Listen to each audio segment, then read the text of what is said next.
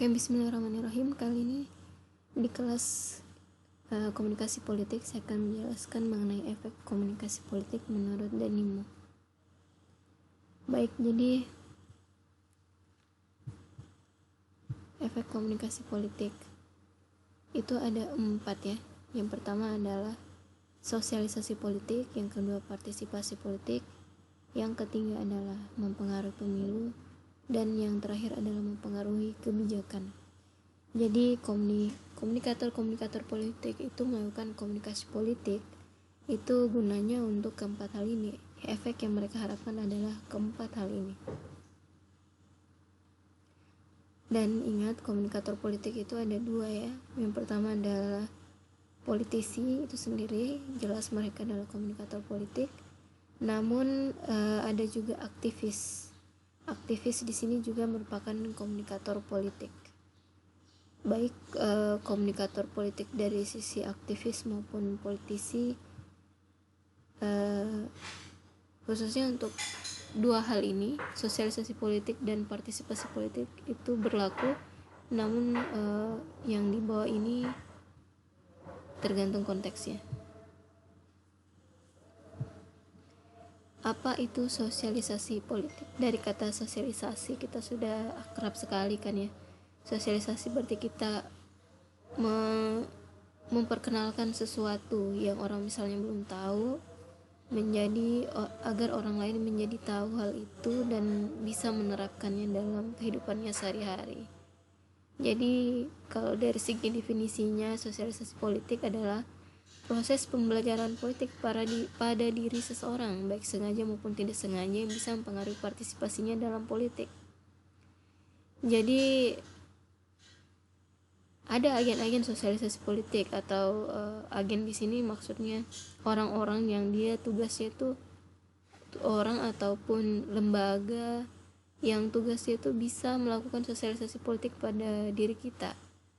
Kalau misalnya kita itu, keluarga kita itu adalah agen sosialisasi politik dari orang tua kita, misalnya kita jadi tahu tentang Indonesia, tentang sistem pemerintahan di Indonesia yang tidak secara langsung dikasih tahu bahwa di sini sistemnya presidensial, tapi karena orang tua kita sering cerita, akhirnya kita secara tidak langsung jadi paham bahwa di Indonesia itu pemimpin kepala negaranya disebut presiden, seperti itu. Sekolah di sini juga berperan untuk mensosialisasikan politik kepada kita. Misalnya di sekolah kita jadi tahu tentang Pancasila, tentang Bhinneka Tunggal Ika, tentang Undang-Undang Dasar, tentang kabinet dan lain sebagainya. Teman-teman sebaya kita juga berperan di sini untuk mensosialisasikan politik kepada kita. Dari mereka kita bisa dari mereka itu kita bisa saling berdiskusi misalnya, dan mereka misalnya mengabarkan tentang kondisi perekonomian, kondisi mereka, misalnya teman kita ada yang datang mengeluh tentang harga bakwan yang mahal, lalu mengalir percakapan itu juga kita saat itu sedang tersosialisasi politik. Kita jadi paham misalnya bakwan mahal itu ada hubungannya dengan dolar naik ya. Ini saya sering sampaikan di kelas saya bahwa kenapa bakwan yang mahal bisa membuat kita paham tentang posisi Indonesia. Karena bakwan itu kan terbuat dari terigu, adik-adik sekalian. Terigu itu dibuat dari gandum kan ya. Gandum itu diimpor ke Indonesia. Kita membayar gandum atau terigu yang diimpor itu dengan dolar. Kita tidak mungkin bayar orang yang mengimpor itu menggunakan rupiah. Nah, posisi rupiah itu menentukan apakah bakwan ini akan mahal atau murah. Kalau dalam situasi seperti sekarang misalnya dolar 17.000, itu akhirnya bisa mempengaruhi nanti harga bakwan yang ada di pasaran, seperti itu. Jadi ekonomi mikro sangat dipengaruhi oleh ekonomi makro, dan naik turunnya rupiah itu sangat ditentukan oleh kepercayaan dari negara lain terhadap Indonesia. Mungkin sekarang kepercayaannya lagi rendah atau hal-hal lainnya yang membuat rupiah jadi kurang bernilai di mata dunia. Intinya percakapan-percakapan seperti itu dengan teman-teman kita itu bisa menjadi juga agen sosialisasi politik. Baik.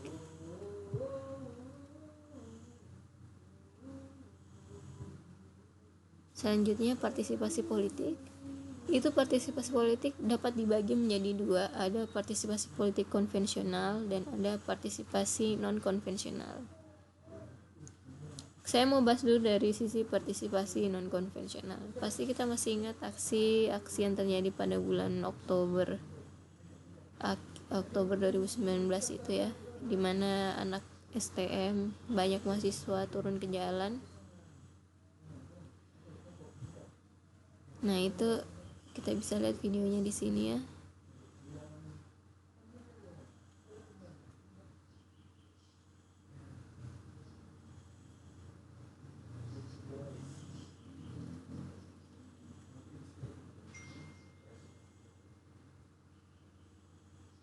Ya kalian bisa putar nanti videonya ini.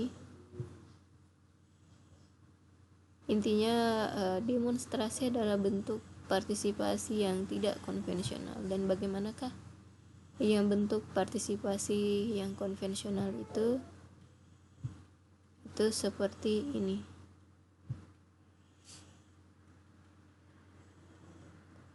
Ada ahli di sini namanya Milbrat, pada tahun 1965 dia merumuskan bahwa ada tiga hierarki dari aktivitas atau partisipasi. Yang pertama adalah spektator. Yang bagaimanakah yang disebut spektator? Yaitu orang-orang yang pertama dia memang sengaja mencari informasi-informasi politik. Kemudian yang kedua dia menginisiasi diskusi-diskusi tentang politik. Kemudian dia berusaha meyakinkan orang-orang misalnya tentang pilihan politiknya. Dia coba juga mengajak orang untuk meyakini hal yang sama dengan dia. Misalnya saya orang Partai Keadilan Sejahtera misalnya ya, contoh saja. Saya mencoba meyakinkan kalian bahwa misalnya misi-misi Partai Keadilan Sejahtera itu yang paling masuk akal dibandingkan partai-partai lainnya. Dan aktivitas spektator lainnya adalah dia menggunakan pin partai atau memasang stiker di mobilnya. Kemudian aktivitas transisi di sini antara lain aktivitasnya adalah menghubungi pejabat publik atau pemimpin politik. Dia menghadiri kampanye dan pertemuan politik, dan dia juga menyumbang. Kemudian ada aktivitas gladiatorial. Nah ini memang orang-orang yang betul-betul hadir dalam kampanye politik ya, bahkan mungkin dia menjadi panitianya ya. Kemudian dia menjadi anggota partai yang aktif secara politik. Kemudian dia menghadiri pertemuan-pertemuan strategis dari partai politik. Kemudian dia juga menginisiasi pengumpulan dana untuk kepentingan partai politik. Kemudian dia juga menjadi kandidat caleg atau dia menjadi anggota legislatif. Itu adalah aktivitas gladiatorial menurut Milbrat tahun 1965.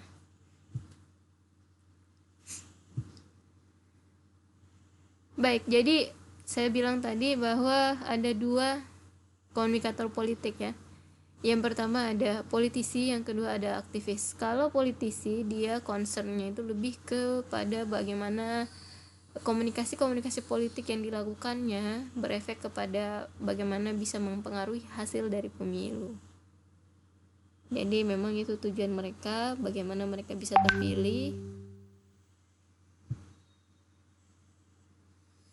Kemudian sebaliknya bagi aktivis itu tujuannya adalah untuk bagaimana dia bisa mempengaruhi kebijakan. Jadi banyak aktivis, contohnya misalnya Haris Azhar, kalau kalian sering dengar di ILC, atau Lini Zurlia, atau Iim Fahimah Yahya, Ismail Fahmi, itu semua adalah aktivis-aktivis. Beberapa ya terang-terangan mengatakan diri mereka golput, mereka tidak senang dengan pilihan-pilihan yang ada, tapi mereka secara aktif mereka berusaha untuk bagaimana tetap bisa mempengaruhi kebijakan, tidak selalu melalui.